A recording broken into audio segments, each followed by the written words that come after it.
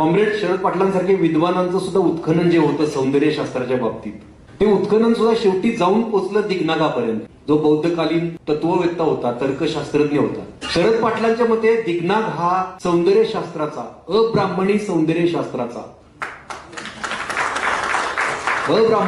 शास्त्राचा उद्गाता होता, तो जनक होता. दिग्नागाचा समकालीन होता कालिदास, ज्याला महाकवी म्हटलं जायचं. दिग्नागानं महाकवी कालिदासाच्या ब्राह्मणी अलंकार शास्त्राचा वादसभेमध्ये पराभव केला होता. एवढंच नाही तर दिग्नागाने भल्या भल्या वैदिक आचार्यांना वादसभांमध्ये चितपट केलं होतं. दिग्नागाची दहशत होती, दरारा होता. असं म्हणतात की त्यांच्या उजव्या हातात अभिधम्म शास्त्र हा ग्रंथ असायचा आणि डाव्या हाताने ते हातवारे करत बोलायचे. हे मी का सांगतोय तर कालिदासानंच वर्णन करून ठेवलंय एका कवितेत. फक्त त्यानं कुत्सितपणे केलंय. मग अर्थातच वैदिक छावणीनं दिग्नागाचं सौंदर्यशास्त्र पाण्यात बुडवून नष्ट केलं. आता आपल्याला तुकारामाची गाथा आठवली असेल. तुकारामाची गाथा सुद्धा पाण्यात बुडवली, पण ती नष्ट नाही झाली, ती तरली. त्यासाठी जगनाडे महाराजांसारखे अनेक अनुयायी असे होते.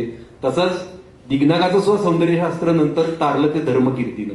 कलाकाराने जर त्याची कला ही कालातीत ठरावी असं त्याला वाटत असेल तर त्यानं ब्राह्मणी अलंकार शास्त्र आणि अब्राह्मणी सौंदर्यशास्त्र यातला फरक समजून घेतलाच पाहिजे. कलेमध्ये दोन प्रकार आहेत. थोडक्यात अगदी सोप्या शब्दात सांगायचं तर नटणाऱ्यांची कला आणि झटणाऱ्यांची कला.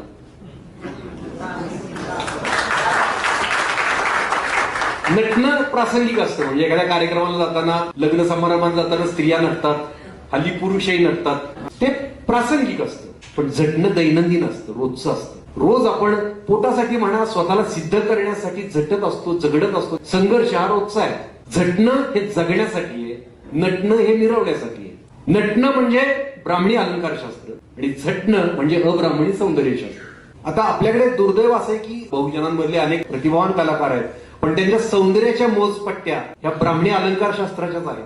त्यामुळे आपण सांस्कृतिक वर्चस्ववादाच्या ह्या बेड्या तोडू शकलो नाही. आपल्याला सांस्कृतिक वर्चस्ववादाच्या गुलामगिरीतून बाहेर जर पडायचं असेल तर दिग्नाग आणि धर्मकीर्ती यांनी केलेली अब्राह्मणी सौंदर्यशास्त्राची उभारणी करणं आपल्याला अत्यंत गरजेचं आहे.